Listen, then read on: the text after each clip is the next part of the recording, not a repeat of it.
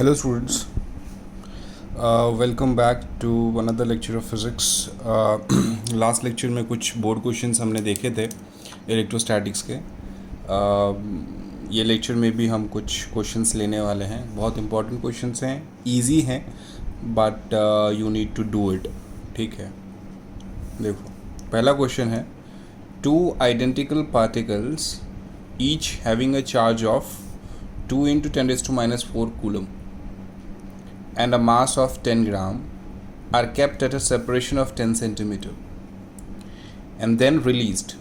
What would be the speed of the particles when the separation become large? ठीक है, तो इसका solution कैसा होगा देखो. तो मान लेता हूँ एक पार्टिकल है ये A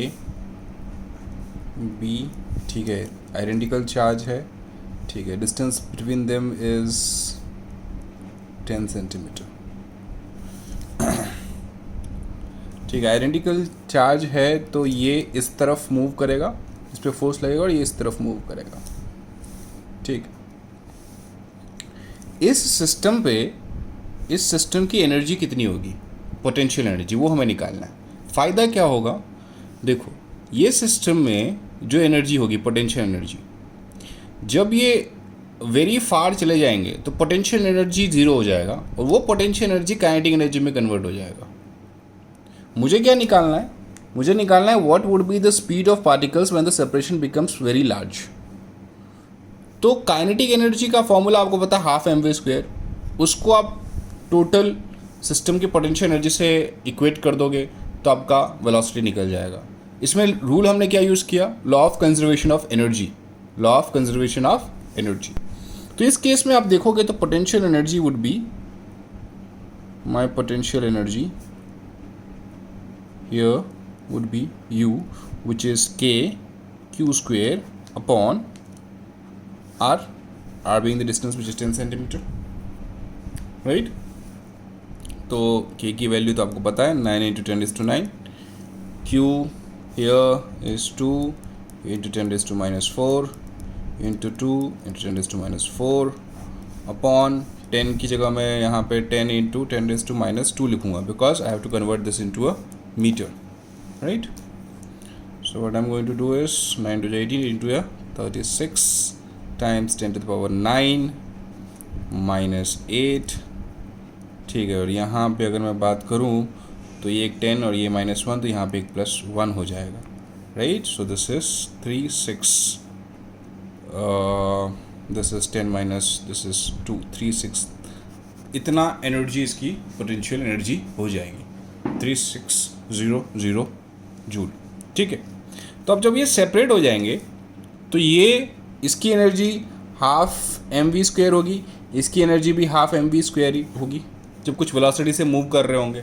ठीक है, तो टोटल एनर्जी कितना होगा, ½ mv², ½ mv². देखो माइंड यू, जो मास इज आइडेंटिकल तो वेलोसिटी भी सेम रहेगी, तो यहाँ पे हो जाएगा आपका mv², ½ mv² plus ½ mv², mv² is equal to 3600. ठीक है, m आपको दिया है 10 ग्राम, सब्स्टिट्यूट कीजिए 10 / 1000 convert into a kg, v² is equal to 3600, right? If you cancel this, so v² is equal to 3600 into 100, right? तो आप क्या करेंगे इसको, ये आपका 60 हो जाएगा, ये 10 हो जाएगा, मतलब जो आपकी वेलोसिटी होगी वो 600 मीटर पर सेकेंड से मूव कर रही होगी. तो ये जो पार्टिकल जब सेपरेशन बहुत ज़्यादा हो जाएगा, लार्ज हो जाएगा, तो इनकी वेलोसिटी जो होगी वो 600 मीटर पर सेकेंड होगी. I hope you have understood the very first question. ठीक है, तो यहाँ पे मैंने क्या यूज़ किया, यहाँ पे मैंने law of conservation of energy use किया, law of conservation of energy. ये आपने वर्क एनर्जी पावर वाले चैप्टर में 11th स्टैंडर्ड में पढ़ा होगा आपने. ठीक है, this is law of conservation of energy. Just because ये जो है आपको पता है कंजर्वेटिव फील्ड है, कंजर्वेटिव फोर्सेस हैं. ठीक है, और यहाँ पे सिर्फ इंटरनल फोर्सेस लग रहे हैं, तो बहुत सारी चीज़ें इसके बारे में आपने शायद पढ़ी होगी. So this is the solution of first question. Let's move to the second question.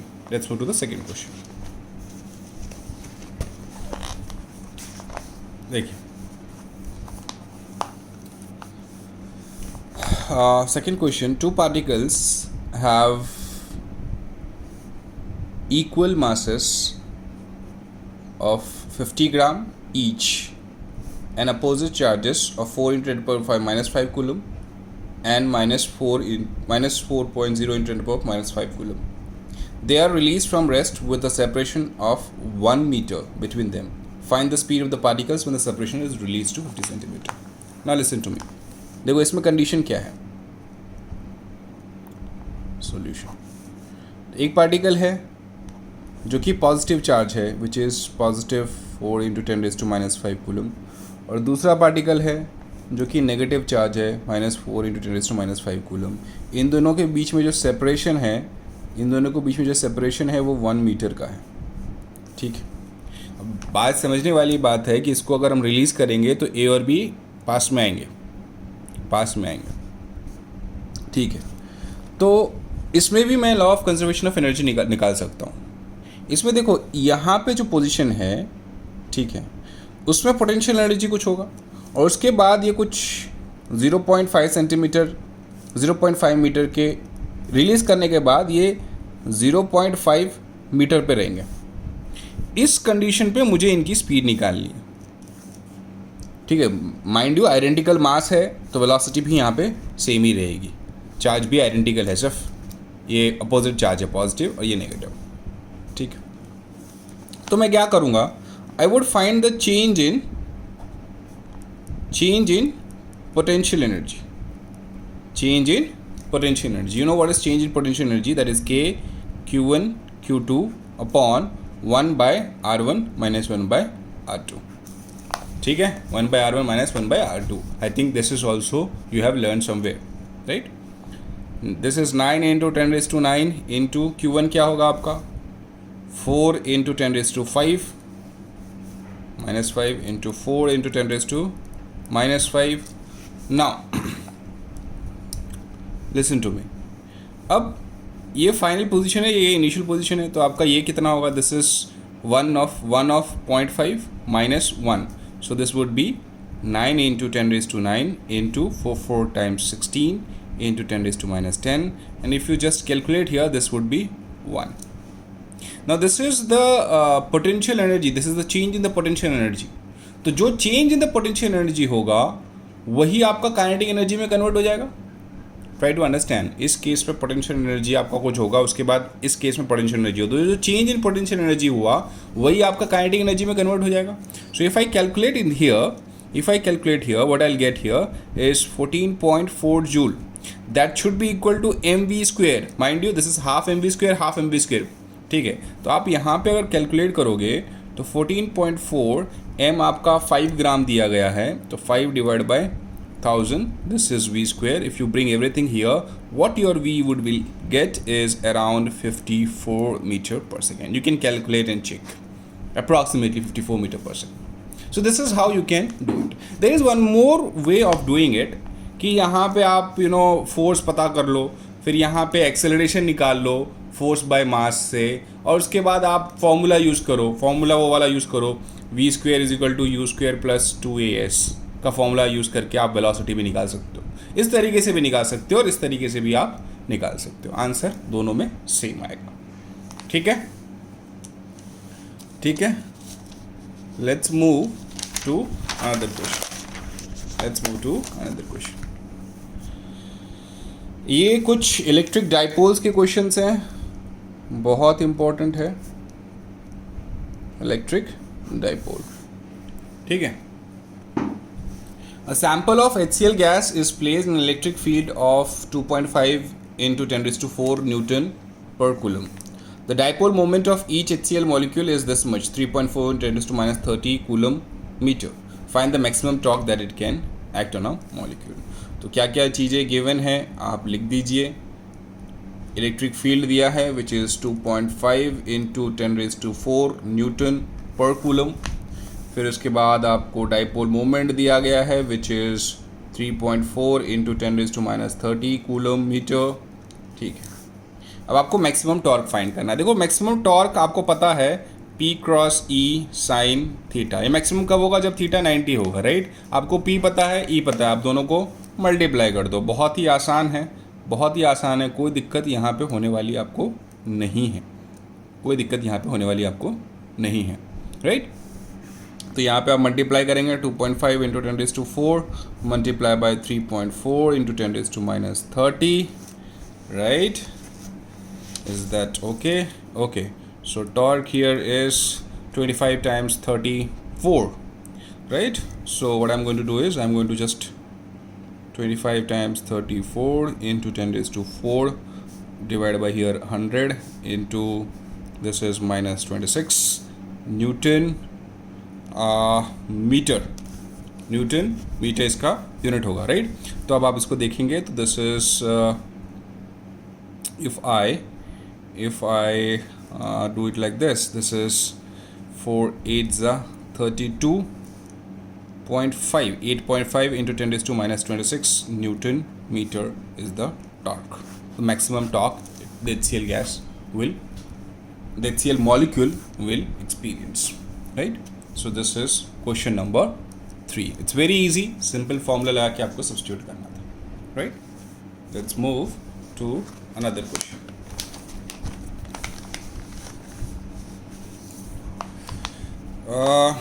ये भी बढ़िया क्वेश्चन है, डाइपोल पे ही, इलेक्ट्रिक डाइपोल पे ही है। Two particles A and be having opposite charges 2 into 0 into 10⁻6 coulomb and -2 into 0 into 10⁻6 coulomb, 0.0 into 10⁻6 coulomb are placed at a separation of 1 centimeter. Write down the electric dipole moment of this pair. Electric dipole moment of this pair. Calculate the electric field at the point on the axis of the dipole 1 meter away from the center and calculate the electric field at the point of perpendicular bisector. देखो इसका अगर formula आपको पता होगा ना तो बहुत फटाक से, क्वेश्चन बड़ा दिख रहा है बहुत फटाक से आ जाएगा आंसर। देखो सॉल्यूशन, फॉर्मूला ही पता होना चाहिए आपको, राइट। तो ये है आपका -q और ये है आपका positive q, the distance between them is 1 centimetre, 1 centimetre. तो आपको डाइपोल मोमेंट का फॉर्मूला पता है, q times d। What is q? 2 into 10⁻6. what is distance? 1 centimeter, 1 into 10⁻². so your dipole moment here is 2 into 10⁻8 coulomb metre. ये आपका dipole moment हो गया, ये आपका डाइपोल मोमेंट हो गया, ठीक है।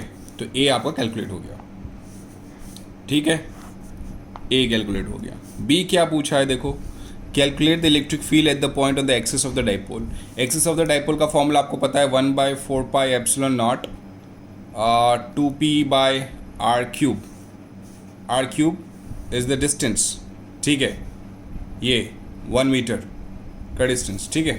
तो आपको पता है ये क्या हो जाएगा, 1/4πε0 आपको पता है 9 into 10⁻9 into 2p आपको पता है 2 into 10⁻8 और ये 1 का क्यूब 1 ही हो जाएगा, ठीक है। So this is 36 into 10, right. So this is 360 Newton पर कूलम आपका एक्सिस पे हो जाएगा, एक्सिस पे, ये पता है ये आपको एक्सिस है, ये 1 मीटर का एक्सिस है, तो वहाँ पे 360 न्यूटन पर कूलम हो जाएगा। जो थर्ड है वो देख लीजिए, C. Calculate the electric field at a point of the perpendicular bisector, आपको पता है उसका भी फॉर्मूला, ये 2p है, सिर्फ 2 नहीं होगा, आंसर आ जाएगा। So electric field at equatorial जो आप बोलते हैं 1/4πε0 p/r³। देखो इसका आधा ही होगा, देखो ये 2p है तो इसका आधा होना चाहिए, right. So I am directly writing answer 180 newton पर coulomb. You substitute and will get the answer. Question कितना बड़ा था, फॉर्मूला अगर पता है तो फटाक से आपका आंसर आएगा ही, ठीक है। Let's move to another question. देखिए this is question number 5। 3 charges are arranged on the vertices of an equilateral triangle as shown in the figure. Find the dipole moment of the combination. देखो ये negative है, ये positive है, ये negative, ठीक। अब dipole moment एक तो इसका इस तरफ होगा और एक इस तरफ होगा, ठीक है,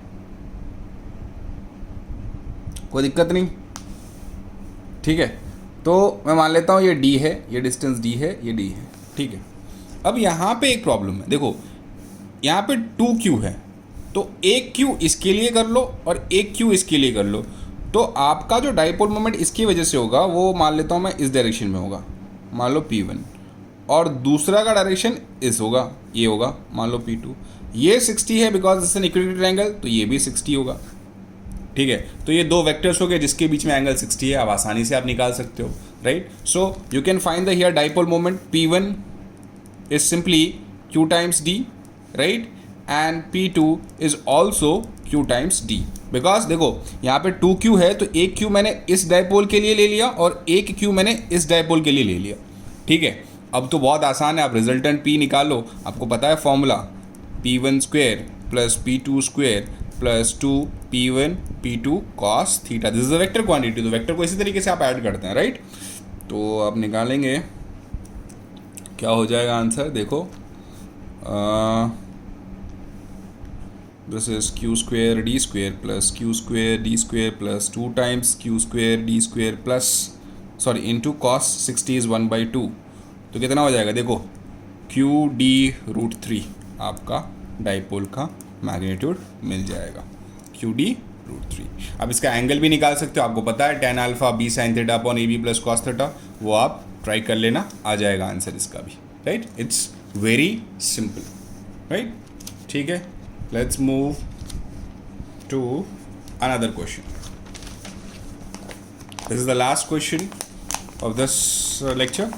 ठीक है, बहुत बढ़िया है। देखो, find the magnitude of electric field at the point P, मतलब ये यहाँ पे पॉइंट P है सभी जगह पे, देख लो।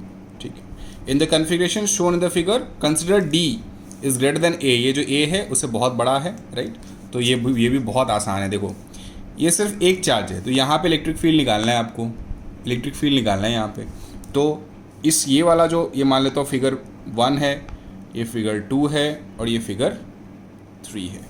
ठीक है, तो यहाँ पे इलेक्ट्रिक फील्ड इस डायरेक्शन में होगी। ठीक है, तो electric field in first I would write simply KQ upon D square, ये इलेक्ट्रिक फील्ड है इसका, बिकॉज एक ही चार्ज है। दूसरा, ये पहला है, दूसरे में देखो क्या ये आपको डाइपोल मोमेंट दिख रहा है, -Q प्लस Q, और दोनों के बीच में जो डिस्टेंस है वो 2a है, और ये परपेंडिकुलर बाइसेक्टर है। तो आपको पता है परपेंडिकुलर बाइसेक्टर में इलेक्ट्रिक फील्ड क्या होता है, right, which is 1/4πε0 P upon D cube, right. Now P क्या है यहाँ पे, here P is simply 2QA, 2QA। देखो यहाँ पे डिस्टेंस 2a है, इसलिए यहाँ पे 2a मैंने लिखा, राइट। अगर D सिंपली एक डिस्टेंस होता तो ये 2 नहीं आता, राइट। तो ये यहाँ पे थोड़ा कन्फ्यूजन हो जाता है बच्चों को, तो ध्यान रखना। ठीक है, मैंने टोटल डिस्टेंस यहाँ पे लिया है, तो that is 2a, right. Now here in this case, अच्छा आपको पता है आपने जब डिराइव किया था तो इलेक्ट्रिक फील्ड इस डायरेक्शन में होगा, इस डायरेक्शन में। ठीक है, आपने डिराइव किया था इसको, आपको पता होगा इस डायरेक्शन में इलेक्ट्रिक फील्ड होगा। ठीक है, नाउ अगर इसकी बात करें तो यहाँ पे ये तो डाइपोल है ही, एक ये भी है, एक यहाँ पे भी एक प्लस Q चार्ज है मिडल में, तो ये A डिस्टेंस होगा, ये भी A डिस्टेंस होगा। तो इस केस में मेरा इलेक्ट्रिक फील्ड क्या होगा, तो देखो डाइपोल की वजह से इलेक्ट्रिक फील्ड इस डायरेक्शन में होगा, और ये प्लस Q की वजह से इलेक्ट्रिक फील्ड इस डायरेक्शन में होगा। तो पहले डाइपोल की वजह से इलेक्ट्रिक फील्ड निकाल लेता हूँ, तो ED लिख देता हूँ मैं, जो कि यही होगा आपका 1/4πε0 P अपॉन D क्यू। ठीक है, और ये Q की वजह से मैं इलेक्ट्रिक फील्ड निकाल देता हूँ, so EQ is equal to 1/4πε0 Q upon D square. ठीक है, Q अपॉन D स्क्वेयर। अब देखो ये 90 डिग्री है, तो मतलब इस एंगल पे इसका रिजल्टेंट इलेक्ट्रिक फील्ड होगा। ठीक है, तो रिजल्टेंट इलेक्ट्रिक फील्ड निकालने के लिए बहुत आसान काम है, आपको क्या करना है, इसका स्क्वायर और इसका स्क्वायर अंडर रूट। ठीक है, क्योंकि cos 90 तो 0 हो जाता है, तो cos वाला टर्म तो हट जाएगा। ठीक है, तो देखो 1/4πε0 P D क्यूब का होल स्क्वायर प्लस ये पूरा अंडर रूट होगा 1/4πε0 Q अपॉन D स्क्वायर का होल स्क्वायर। देखो इस केस में अगर मैं यहाँ पे D क्यूब लिख दूँ और यहाँ पे मैं QD लिख दूँ, तो 1/4πε0 D क्यूब मैं कॉमन ले सकता हूँ। ठीक है, देखो मैंने क्या किया, न्यूमरेटर में D मल्टीप्लाई किया, डिनोमिनेटर में भी D मल्टीप्लाई किया, तो ये 1/4πε0 D क्यूब कॉमन आ जाएगा, तो ये अंडर रूट से भी बाहर हो जाएगा। तो यहाँ पे जो रूट में मिलेगा आपको, ये बनेगा P square plus Q square D square. ठीक है, ये आपका इलेक्ट्रिक फील्ड बन गया इसका, और इसकी डायरेक्शन आपको पता है ये होगा, ये डायरेक्शन होगा। ठीक है, आप एंगल भी इसका निकाल लोगे, बट ऑब्वियस ये एंगल जो होगा वो 45 होगा, 45 होगा। Well not 45 exactly, but you can check it out. 45 नहीं होगा, अगर दोनों सेम होते तो 45 होता।